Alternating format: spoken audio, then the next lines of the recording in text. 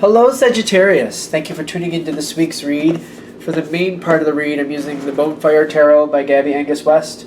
For supportive oracle cards, Queen of the Moon Oracle by Stacey DeMarco. Already shuffled.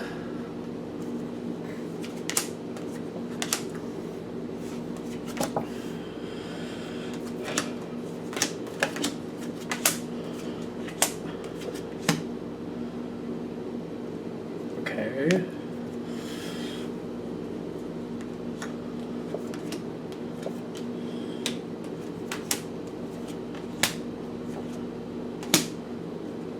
Okay.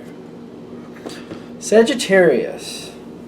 It ends really well. It doesn't really feel like it goes that bad for you, but something around you is going really rough. I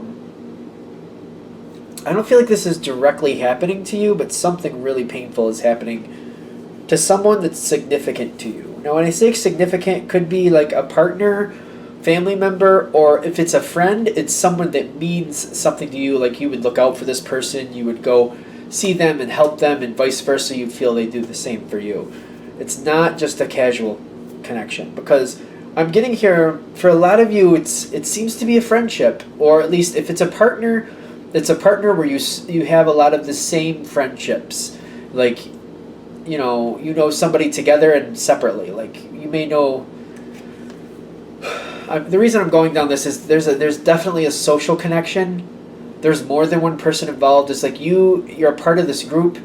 So if this is happening to your partner, this is like you have other acquaintances in common, whether you're together or not. But there's like this group feel here, and there's this Knight of... Nope, that's the King of Wands. Right? Yep. I'm getting like there's someone that used to be closer to this other person. They used to be closer to you as well. They used to be closer. There's this community effort. I'm getting this Knight, or this King. I keep wanting to call him the Knight for some reason. But I feel like the reason is this person is kind of like flitty. So even though there's the King energy, like they make their own decisions, they decide what they're going to do, it also has a little bit of a Knight feel to it, kind of like the Knight of Wands is in and out, goes, does this, does that. There's a quick movement with it. And there's like, this person seems to have released themselves from their connection with you, but it's a temporary feeling. And I think that's why that word Knight keeps tripping out of my mouth, is because there's this person through a social connection, could be family, could be partner, but there's also this element of like in and out, here today, gone tomorrow, but not permanently and not forgotten. This is the energy this all is built on. And I'm getting sovereignty is like a little distant feeling. Like this energy that seems to have gone away and comes back and goes away and comes back, because it feels like it does this a lot. The reason they're doing that is because there's a lot of pain that they deal with. They can't seem to process things or handle certain things. So it's almost like they go off on their own to de-stress. It has nothing to do with if something is stressful or not.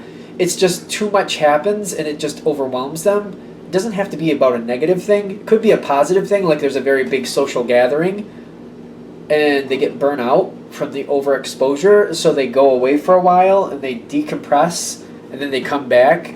That the reason that this energy comes and goes is because it gets overwhelmed, is what I'm getting. It could be connected through a partner, through a family member, through a close friend. I don't feel like this energy is directly connected to you. It could be, but there's a stronger connection to someone that matters to you. It gets a little convoluted here because I do feel like you at least know of this person or you've been around this person, but someone else you're connected to has a stronger bond. Like if you're here, you have a strong connection with this person, they're over here. You may know of this person, but the one you're connected to is the one that's going to get directly affected by this next change. Because something isn't going well. This is where the Wheel of Fortune hits. Now, I hope I'm explaining. I'm going to try to do it with pens. Actually, let's do these colors. If you're the red, the connection you have is you have the connection with the orange, and then there's the blue outside the orange. It's like the opposite, but still. I don't know why. I feel like it's important to say that this is affecting somebody that means something to you.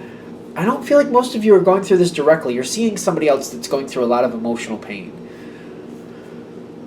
Something went wrong. Something went sour. And I can't get around it. Like, literally, the Three of Swords is there. The Four of Cups. The darkness is here. This is not directly happening to you, but it's happening to someone that you care about. And it has to do with this person you probably know about. Something went really unfortunate. It could be an accident or a diagnosis, or they got caught up in something they shouldn't have and they're going to spend some time incarcerated. They could have lost a job. There could be something like that. It's painting this person. It's significant. So if they lost a job, like, it was very significant. It's like they're imploding over it. Something like that. Like, it's not just that, oh, I lost my job, I'll get another. It's not like that. It's like if they lost their job, it's like they can't find another job of this caliber and they're going to lose a lot because they can't seem to pull it back together. I'm just saying. Darkness is here, Three of Swords, Four of Cups, kind of like really unhappy, did not want this to happen, but it seems to be, there's a connection with this with the Four of Cups. Didn't want it to happen, but seems to be very connected with causing their own situation. So if it was an accident or losing something or whatever it was, even if it's a diagnosis, like they didn't take care of themselves the way they should have, and they knew it. So they had a hand in their own demise, is what I'm getting with the Four of Cups, because it's almost like, they were ignoring the things that were around them. They were ignoring the opportunities around them, and that's why this happened.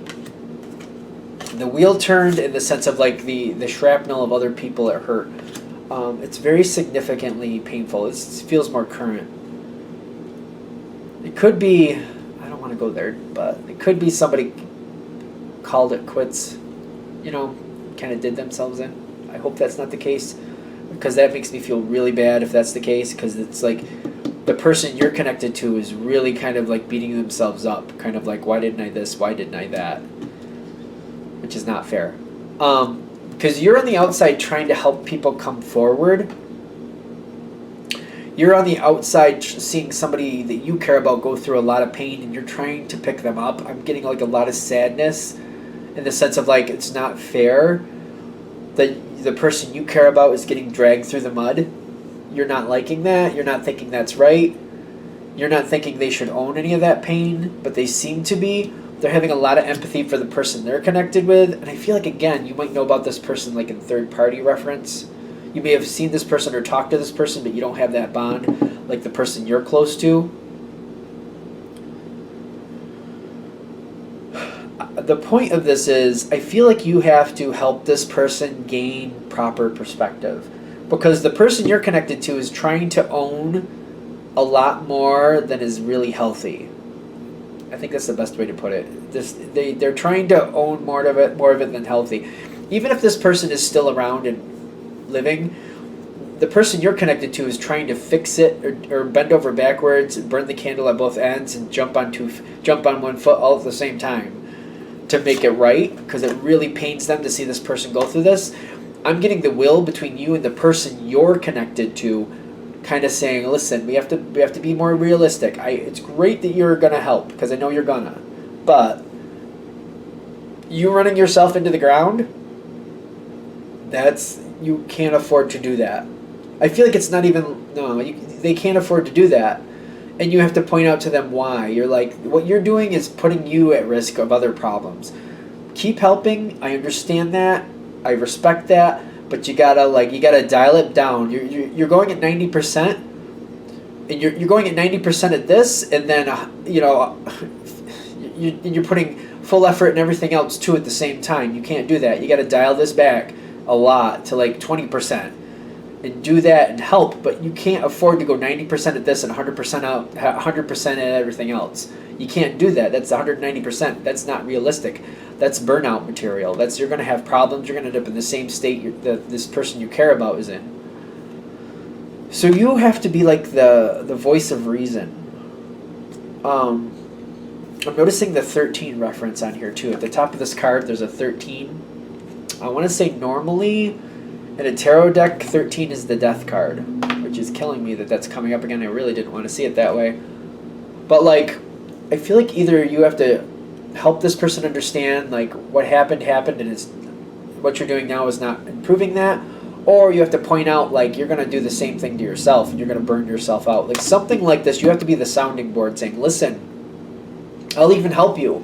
I will help you. And I feel like that's a no-brainer. It feels like you're watching somebody else do this and you're like, I will even help you, but you got to dial it back a lot.